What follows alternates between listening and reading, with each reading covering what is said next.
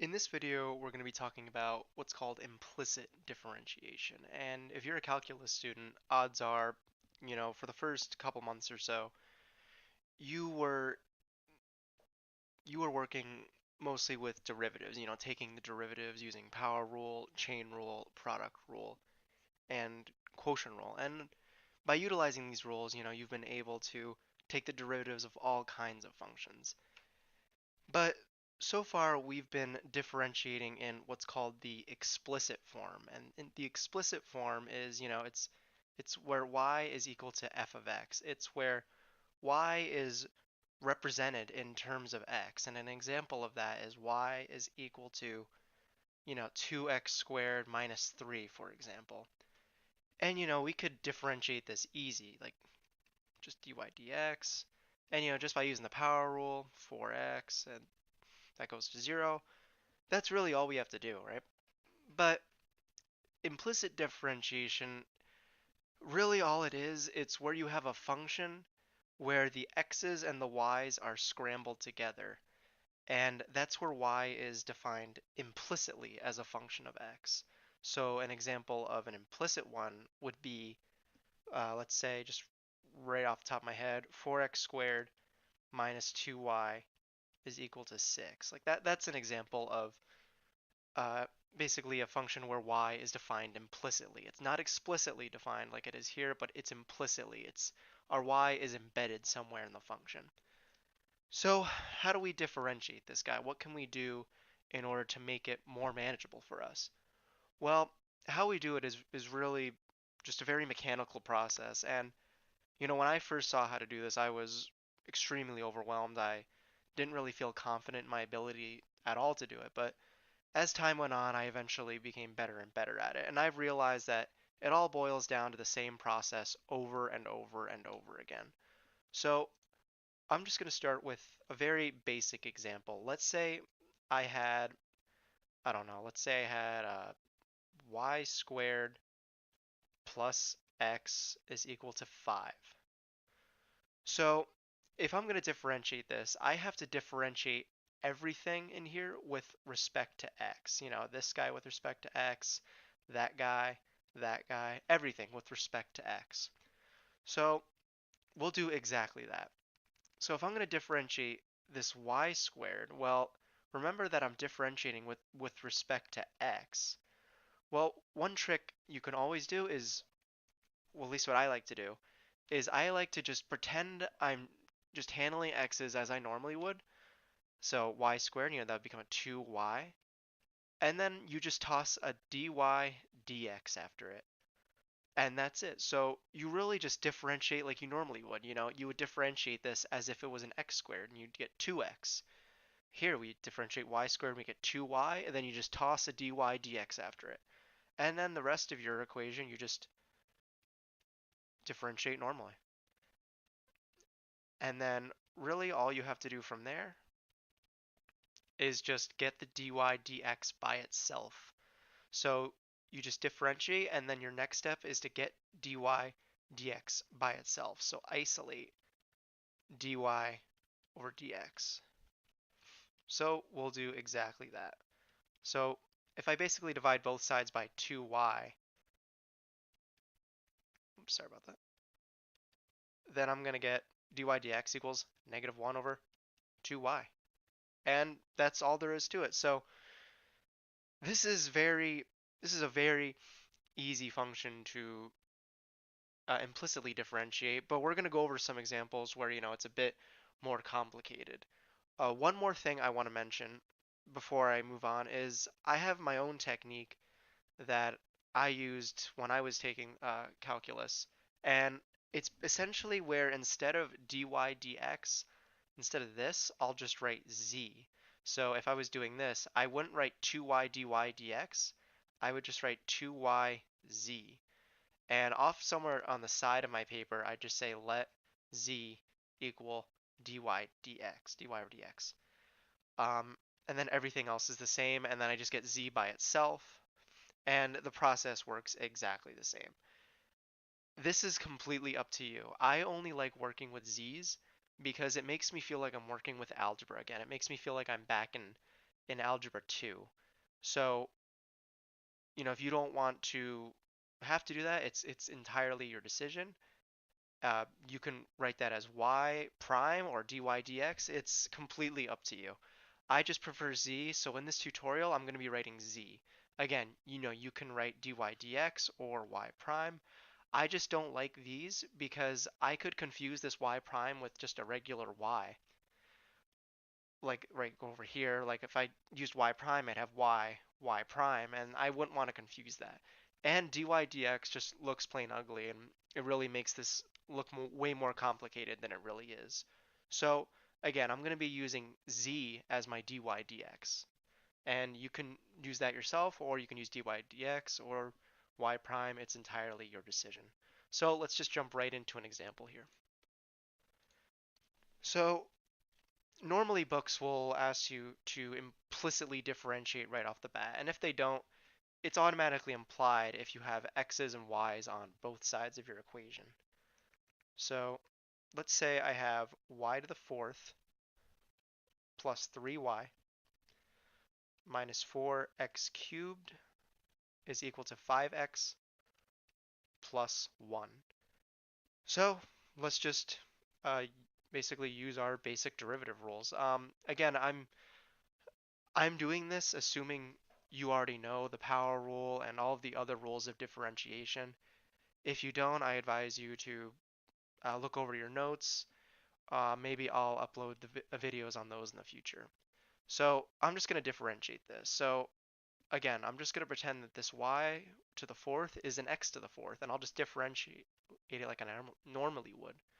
So that become a 4y cubed, but remember, you toss a dy over dx after it, but in my case, I'm just going to toss a z after it, so a z, and off to the side, I'm going to write over here as a reminder, let z equal dy dx.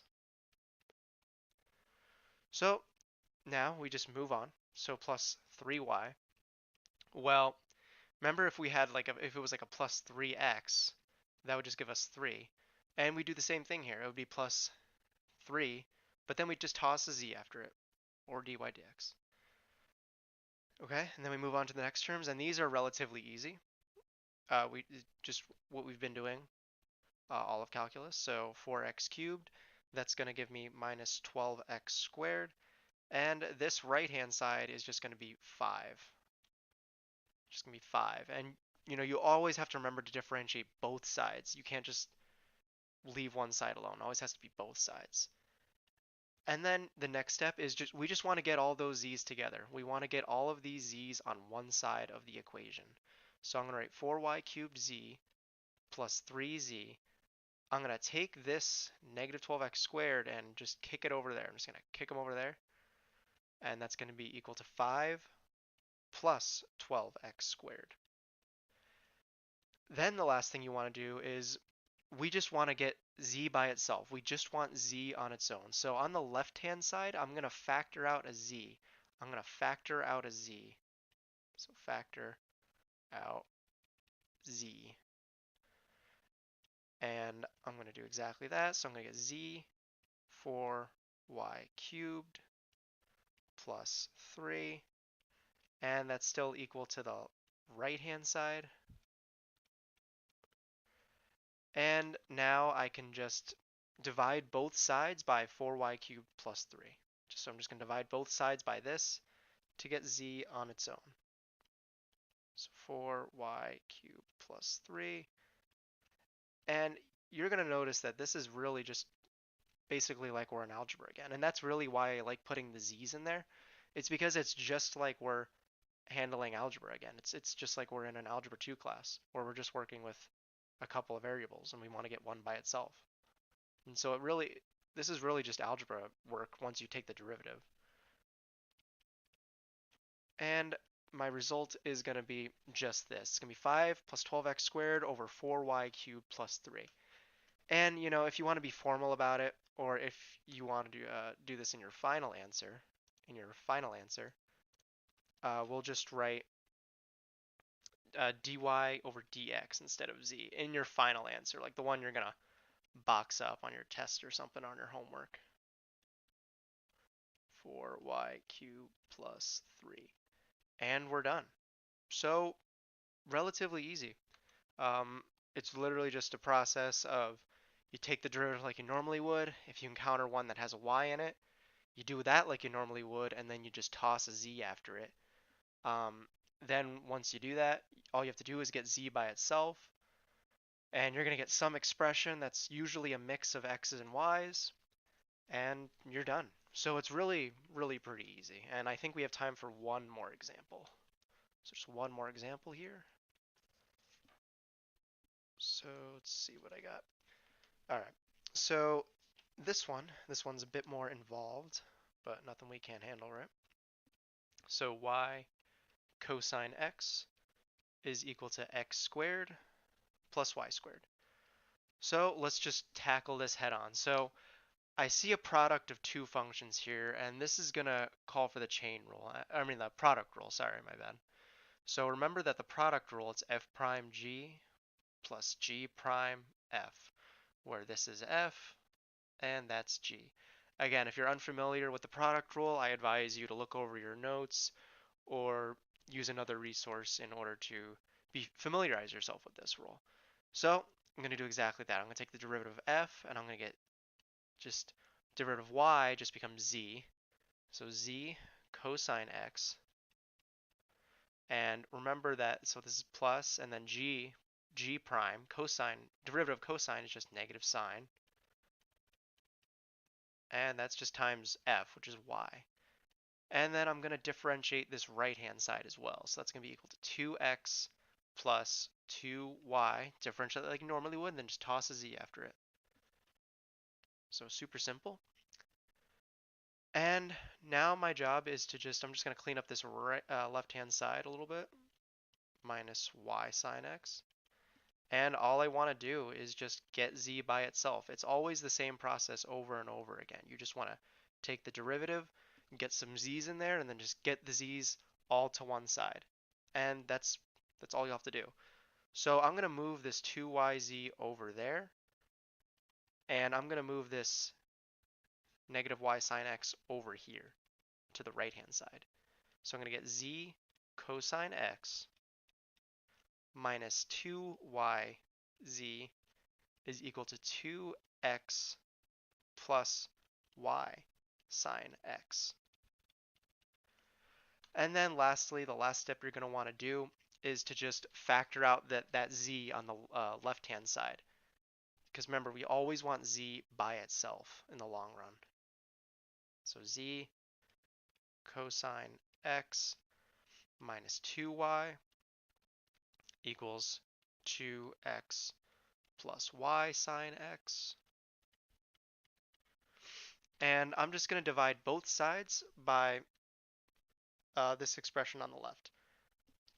Cosine x minus 2y. I'm going to divide both sides by this expression in order to get z by itself.